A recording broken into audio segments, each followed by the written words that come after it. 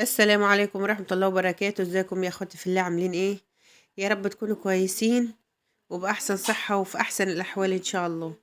قبل ما نتكلم ونقول صلوا معايا على الرسول، همنا وهمكم يزول بإذن الله. عاملين ايه يا أحلى اخوات في الدنيا؟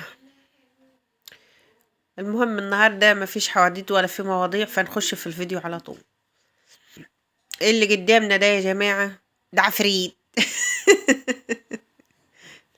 لا يا جماعة، دي قطط. احسن اليوتيوب يحسبها لي مخالفة ولا يحذف لي الفيديو. دي قطط، عينين قطط.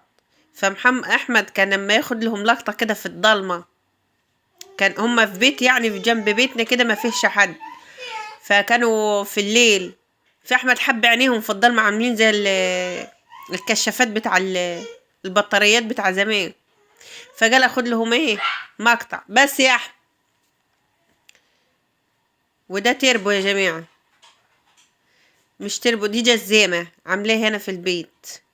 زي ما قلت لكم يعني اختكم كده على قد حالها، من تعمل حاجات على قد حالها. بس ادعوا لي ربنا ييسر لي حالي بس والواحد يقدر يقف كده على رجليه، لان الحمد لله الحمد لله. صلتوا معايا على الرسول عليه الصلاة والسلام. البرد يا جماعة لا مؤاخذة، يعني البرد عامل معايا عمايله زكام وكحة، ويلا الحمد لله.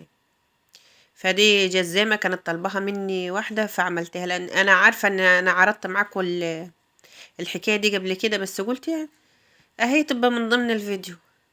وخلصنا الجزامة، عملنا شوية اكل كده على قد الحال، غدا كده على قد الحال انا وولادي، ونعمة من الكريم والحمد لله. فما تنسونيش يا احلى اخوات في الدنيا باللايك والاشتراك فضلا وليس امرا، بعد ما تصلوا على الرسول عشان همكم يزول ان شاء الله عليه الصلاة والسلام. اللهم صل وسلم وبارك عليك يا حبيبي يا رسول الله، عليه افضل الصلاة والسلام. ماشي يا احلى اخوات في الدنيا، الاشتراك واللايك، اللايك يا احلى واحسن واشرف اخوات في الدنيا. ربنا يخليكم ليا يا رب وما يحرمنيش منكم. وعايزه اقول لاخواتي اللي دخلوا معايا على القناه جداد، شرفتوني ونورتوني، وتعليقاتكم الحلوه على راسي. وربنا يوفقنا ويوفقكم يا رب، وكل سنه وانتم طيبين، وربنا يبلغنا رمضان ويخلي لكم ولادكم وما يحرمكوش من ولادكم. وربنا بص، ربنا يهدي الدنيا على بعضيها، اللهم امين يا رب العالمين، ويصلح حال ولادنا اهم حاجة، ويبعدهم عن الشيطان الرجيم. والحمد لله احلى اخوات في الدنيا.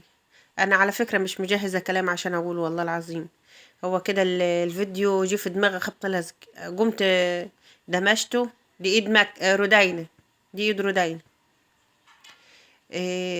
قمت دمجته و... وقلت اصوره فيديو عشان يعني بس مروة كانت عندي النهاردة فاستغليتها، خدت منها التليفون. ايه يا بس يا أحمد. والسلام عليكم ورحمة الله وبركاته يا احلى اخوات في الدنيا.